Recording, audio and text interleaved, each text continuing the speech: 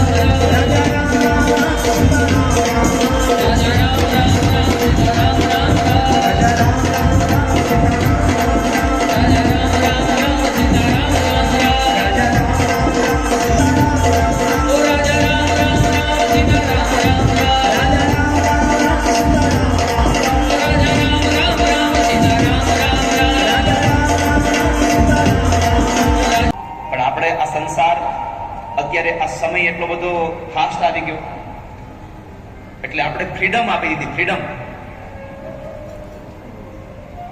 સ્વતંત્રતા આપી દીધી. પણ દુઃખ સાથે કહેવું પડે છે કે આપણે આપણા સંતાનોને આપેલી સ્વતંત્રતા એ છોકરાઓએ, એ સંતાનોએ એ સ્વતંત્રતાને સ્વચ્છંદતામાં બદલી નાખી.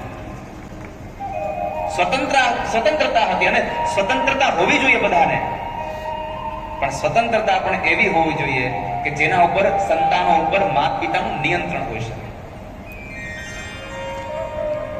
અત્યારે તો રાત્રે ગમે એટલા વાગે યુવાન દીકરા દીકરીઓ ઘરે આવે, કોઈ પૂછતું જ નથી. અને નથી પૂછતા એની પાછળનું એક કારણ એ છે કે જરા કે કઈક કેવું એટલે તરત કે મને કઈ કેવું નહીં હોય, નકર હું આમ કરી લઈશ. બહુ મોટો ડર થઈ ગયો સમાજમાં.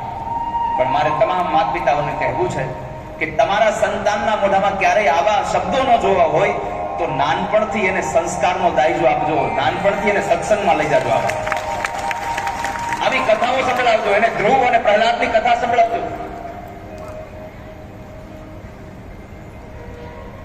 એને નલકુબર અને મણિગ્રીવની કથા સંભળાવજો. જુઓ કે એને મા બાપના પૈસાનો નશો ચડ્યો તો કેવું દુઃખ પડ્યું.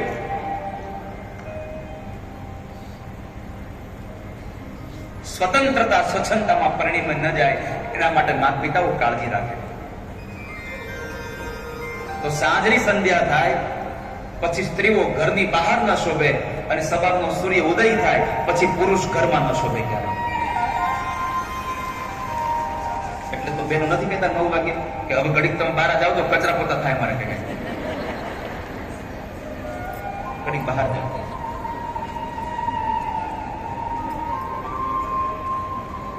તો ભગવાને પૂછ્યું શું કામ આવ્યું છું નહીં? ગોપીઓ કહે છે તમે બોલાવવામાં આવ્યા છીએ. ભગવાન કે અત્યારે ન આવવું જોઈએ. સ્ત્રીઓનો ધર્મ છે પોતાનો પતિ ગમે તેટલો દુશીલ હોય, રોગી હોય, ક્રોધી હોય, કામી હોય, લોભી હોય, ગમે તેવો હોય, પણ સ્ત્રીઓએ પોતાના પતિનો ત્યાગ ન કરવો જોઈએ. તમારે આવું ન જોઈએ અહીંયા. ત્યારે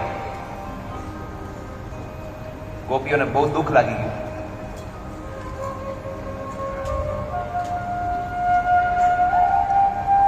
બહુ દુઃખ લાગી ગયું. એટલે ગોપીઓ ઊંડા શ્વાસ ભરે છે. ગોપીઓ આંખમાં આવેલા આંસુડાઓને બહાર કાઢી નથી શકતી.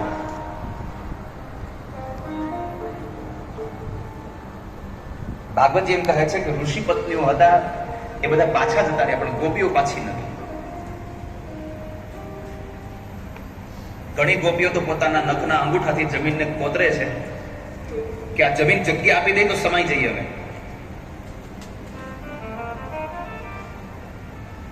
ભગવાન સમજી ગયા ગોપીઓને ખોટું લાગી ગયું છે, એટલે ભગવાને ગોપીઓને કીધું હાલો તમને ફરવા લઈ જાઓ.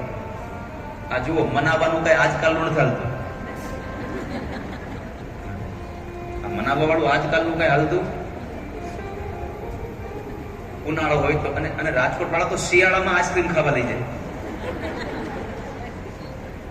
અને સાચી મજા જે છે ને, ઉનાળામાં તો હવ ઠંડુ ખાય, શિયાળામાં ઠંડુ ખાય, એને વીર પુરુષ કહેવાય.